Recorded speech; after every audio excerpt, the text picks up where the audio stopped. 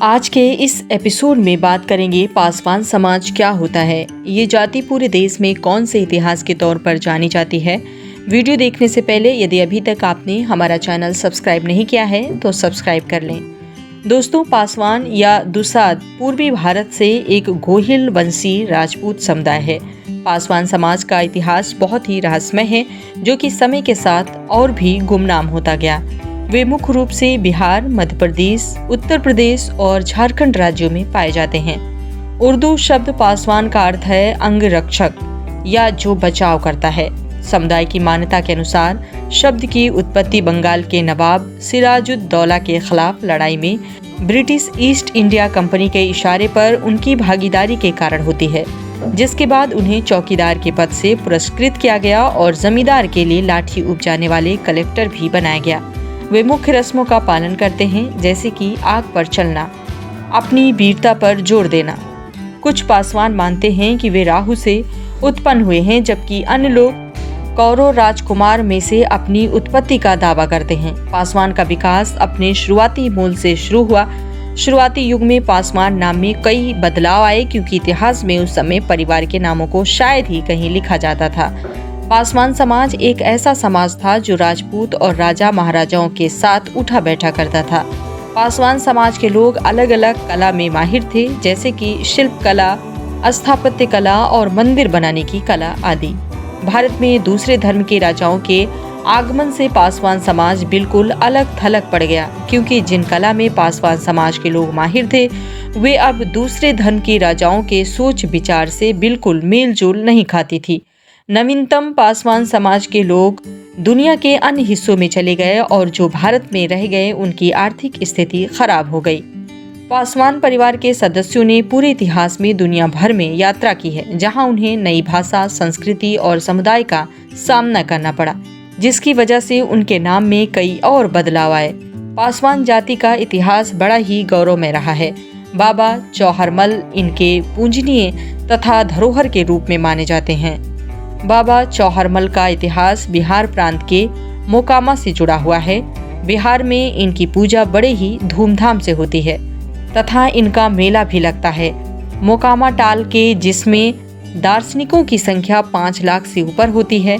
इतना ही नहीं, नेपाल में राजा शालहेस भी पासवान जाति के थे। इनकी भी पूजा नेपाल तथा नेपाल के आसपास अन्य जगह पर बहुत ही प्रसिद्ध है। पासवान जाति एक वीर कौम है। उनका एक स्थान से दूसरे स्थान पर प्रवासन सबसे महत्वपूर्ण था। ये समुदाय पूर्वांचल में विशेष रूप से वाराणसी, चंदौली, सोनभद्र, मिर्जापुर, गाजीपुर, बलिया, गोरखपुर, देवरिया, सिद्धार्थनगर, बस्ती, बहराइच, संत कबीर नगर, मऊ, जौनपुर, लखनऊ, आजमगढ़ सहित अन्य जिलों में केंद्रित है। वे सभी राज्यों में प्रवासित हैं। वे बिहार के साथ पश्चिम बंगाल और उत्तर प्रदेश के सीमावर्ती क्षेत्रों में भी पाए जाते हैं। समुदाय उपजाति की समरूपता का अभ्यास करता है। बिहार में अररिया, अरवल, औरंगाबाद, बांका, बेगूसराय, भभुआ, भागलपुर, भोजपुर, बक्सर, दरभंगा, पूर्वी चंपारण, गया, गोपालगंज, जमुई, जहानाबाद, कटिहार, लखीसराय बिहार में दुसाद समुदाय रहते हैं। पासवान जाति भारत की अनुसूचित जाति से संबंधित है। पासवान जाति के सदस्य अब समाज में विकसित हो रहे हैं। वे सभी क्षेत्रों, राजनीति, समाज सेवा, इंजीनियरिंग, चिकित्सा, प्रशासनिक सेवाओं आदि में हैं। ऐसा माना जाता है कि ये जाति अनुसूचित जाति में सबसे विकसित जातियों में से एक है। पासवान को उनकी वीरता और साहस के लिए जाना जाता है। वे जन्मदाता योद्धा थे और अतीत में विभिन्न ऐतिहासिक लड़ाइयों में भाग लेने का इतिहास था।